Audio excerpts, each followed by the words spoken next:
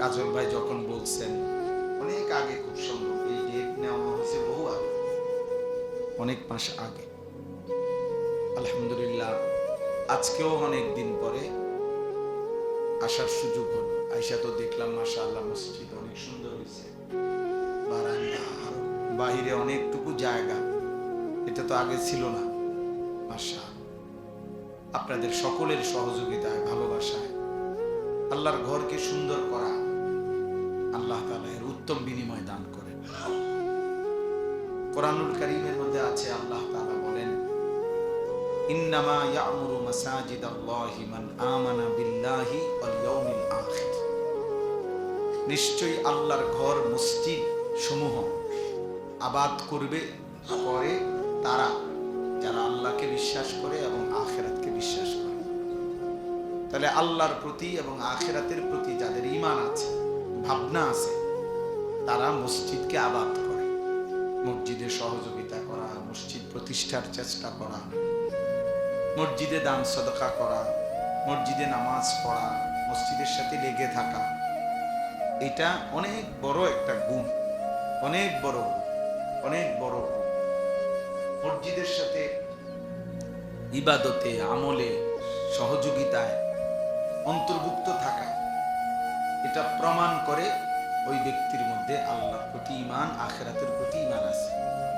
কোরআনুল কারীমের মধ্যে আল্লাহ তাআলা বলেছেন, কোরআনুল কারীমের মধ্যে আছে, ওমান ইউআযযিম শাআইরাল্লাহ ফাইন্নাহা মিন তাকওয়াল কুলুব। আল্লাহর নিদর্শনাবলীকে যে সম্মান করবে, তো আল্লাহ তাআলা বলেন এটা তার অন্তরে তাকওয়া আছে, এ কথার প্রমাণ বহন করবে। তার অন্তরে আল্লাহ ভীতি আছে, আল্লাহর ভয় আছে, এ কথার প্রমাণ আল্লাহর নিদর্শনাবলীকে সম্মান করা। আল্লাহর নিদর্শনাবলী এর মধ্যে মসজিদ, আল্লাহর ঘর অন্যতম। প্রতিটা মসজিদ, প্রতিটা আল্লাহর ঘর আল্লাহর নিদর্শনাবলীর একটি। এজন্য যে মসজিদকে সম্মান করবে, তো এইটা তার অন্তরে তাকওয়া আছে, আল্লাহর ভয় আছে, এ কথার প্রমাণ বহন করবে, প্রমাণ বহন করবে। হাদিসের মধ্যে আছে, রাসূলুল্লাহ সাল্লাল্লাহু আলাইহি ওয়াসাল্লাম বলেছেন, 7 ধরনের ব্যক্তিকে আল্লাহ তাআলা কিয়ামতের দিন আল্লাহ তাআলার আরশের ছায়া দান করবেন। এটা আপনারা অনেক শুনছেন এই কথা। এটা যেদিন আল্লাহর আরশের ছায়া ছাড়া আর কোনো ছায়া থাকবে না। এই 7 ধরনের ব্যক্তির মধ্যে এক ধরনের ব্যক্তি হলো ওই ব্যক্তি, রাজুলুন কলবুহু মুআল্লাকুন বিল মাসাজিদ, যার অন্তর মসজিদের সাথে লেগে আছে, যার দিল মসজিদের সাথে লেগে আছে।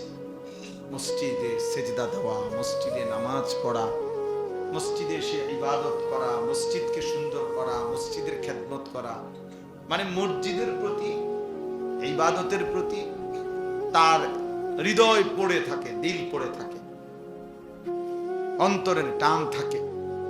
আল্লাহ নবী সাল্লাল্লাহু আলাইহি ওয়াসাল্লাম বলেন, এটা প্রমাণ করে যার দিলের মধ্যে এরকম আছে, তো তাকে আল্লাহ তাআলা আল্লাহর আরশের নিচে ছায়া দান করেন।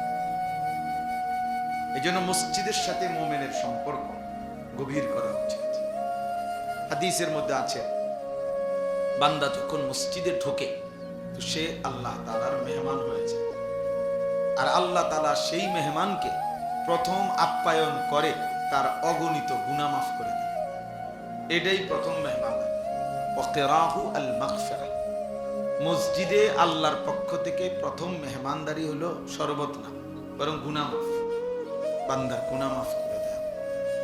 এজন্য মসজিদকে ভালোবাসা, মসজিদের প্রতি হৃদয়ের টান থাকা, মসজিদে এসে নামাজ পড়া, মসজিদে সবসময় অন্তরে মসজিদের প্রতি ভালোবাসা, এটা অনেক বড় একটা নিয়ামত। আবার দেখেন এর বিপরীতে মসজিদে অনর্থক কথা বলা, আওয়াজ বড় করা, শোরগোল করা, অনর্থক নেতাগিরি, মাতবুরি, অহংকার, বড়াই, ঝগড়া, এগুলো করা, এটা কিয়ামতের একটি মন্দ চিহ্ন, আলামত, কিয়ামতের মন্দ আলামত।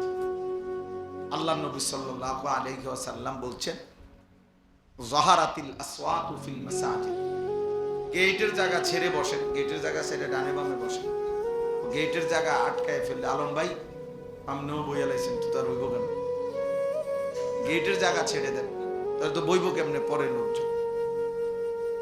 আল্লাহ নবী সাল্লাল্লাহু আলাইহি ওয়াসাল্লাম বলছেন যাহারাতিল আসওয়াতু ফিল মাসাজিদ,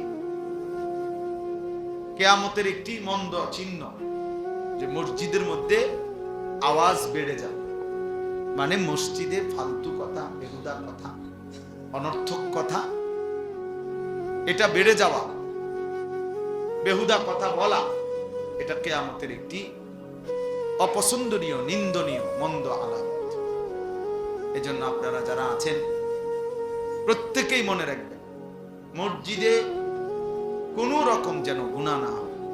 মসজিদের আজমত, মসজিদের সম্মান অনেক বেশি, অনেক বেশি। আমি যে জন্য শুরুতে ঢুকা বললাম ছেলেদেরকে যে বাবা তুমি এটা মসজিদ, ফাজলামি করলে বাইরে চলে গেলে ভালো, আল্লাহর ঘর মসজিদে তামাশা করা, দুষ্টমি করা, এটা অনেক বড় একটা অপরাধ। কোন জায়গার সম্মান যেমন বেশি, ওই জায়গার অপরাধেরও মাত্রা, অপরাধের শাস্তির পরিমাণও বেশি। এজন্য সমস্ত উলামায়ে কেরাম বলছে মক্কা শরীফ আল্লাহর ঘরের কাছে, মসজিদে হারাম, ওটার মধ্যে একটা আমলে একটি সেজদা 1,00,000 সেজদার সমান। তাহলে নেকি যেমন 1,00,000 অনেক বেশি, তো গুনার শাস্তিও অনেক বেশি, অপরাধের শাস্তিও অনেক বেশি।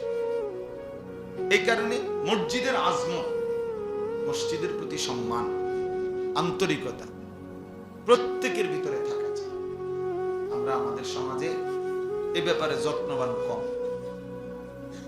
অনেক যত্নবান। অনেক মসজিদে কিশোর বয়সী ছোট বাচ্চা, 14-15 বছর হয়ে গেছে, এমন ছেলে পেলেও এত দুষ্টামি করে, এত কথাবার্তা, এত তামাশা মস্কারি ঠাট্টা, দোতলায়, নিচতলায়, বারান্দায় ফাজলামির একটা মানে আখড়া বানায়। জুমার বয়ান হয়, ইমাম সাহেব বয়ান করে, আর কিছু দুষ্ট ছেলেপেলে আছে পুরাটা টাইম যন্ত্রণা দেয়, কষ্ট দেয়। আহা, অপদার্থ সন্তান জানেও না যে আল্লাহর ঘরের আজমত কি, কেউ তারে কোনোদিন শিখায়ও নাই যে আল্লাহর ঘরের সম্মান কি। অথচ টেলিভিশন দেখতে বসলে মা বুঝাই দিছে যে সাবধান, কথা বলবা না, চুপ থাকো, বাবা শিখাই দিছে। টেলিভিশন দেখলে, নর্তকীর নাচ দেখলে চুপ করায় দেয়, কিন্তু আল্লাহর ঘর মসজিদে আমাদের অনেকের চোখের সামনে বাচ্চারা, একেবারে ছোট্ট মাসুম বাচ্চা বাদ দিলাম, ও বেচারা একেবারেই ছোট, 12 বছরের ছেলেটাও ছোট, 14 বছরের ছেলেটাও ছোট, তো ওই যে বান্দরামি করে, দুষ্টমি করে, ওই যে একটা শব্দ শোনে না, তো সে শিখবে কোত্থেকে? শিখবে কোত্থেকে? শরীয়তের মাসআলা জানবে কোত্থেকে যদি নাই শুনে? নাই শুনলে আমল করবে কিভাবে? আমল তো তখনই আমল হয় যখন তা ইলম অনুপাতে হয়, কোরআন সুন্নাহর ইলম অনুপাতে হলে সেটা আমল হয়। এমনিতে আপনার মন মতো আমল করলে, নিজের ইচ্ছা মতো, এই যে আপনাদের মাঝ বয়সী বয়স্ক অনেক লোক আছে, 1000 বললেও, কোটি বারও যদি বলে, যদি ফাও ধরে, তারপরও উনি উনার সূরা কেরাত শুদ্ধ করবেন। কিছু বয়স্ক লোক আছে এমন গোয়ার, যে মানে বুঝে যে ওনার সূরা অশুদ্ধ, দোয়া কালাম অশুদ্ধ, কিন্তু দুনিয়ার কোন কথা দিয়া ওনা করে এটা বুঝানো যায়, কোন ইবলিস ওনাকে কলিজার ভিতরে বুঝাই দিচ্ছে যে অসুবিধা নেই, আল্লাহ ভরসা, এই যে এরম ভরি এরম, এটা অন্য কেউ বুঝাই দিছে তার কলজে, যে মাইতো না চাইলি হুজুরা কইবই, আল্লাহ ভরসা। এখন আল্লাহ বলছে কিনা আপনারা বলেন, যে আল্লাহ যদি বলে, আপনারা শুনছেন যে আল্লাহ বলছে যে বান্দা তুমি ভুলের উপরে, মিথ্যার উপরে, ভুলের উপরে মৃত্যু পর্যন্ত থাকো, আমি ভরসা, এটা আল্লাহ বলছি। তো তো আমাদের কে ভরসা দিল? আপনার এই ভরসাটা দিল কি?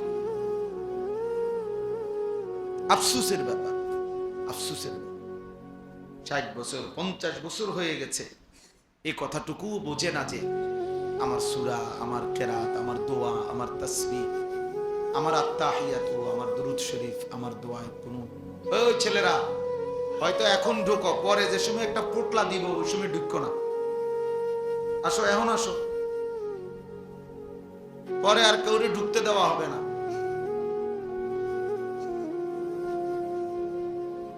হ্যাঁ, কিছু খবর নেয়, মনে করেন কিছু আছে খবর নেই, কিছু দিবনি। এবার যদি রাত 2টাও বাজে ঘুরবো, বুঝলেন? যদি রাত 2টাও বাজে, সারা রাতও লাগে, তারপরও ঘুরবো।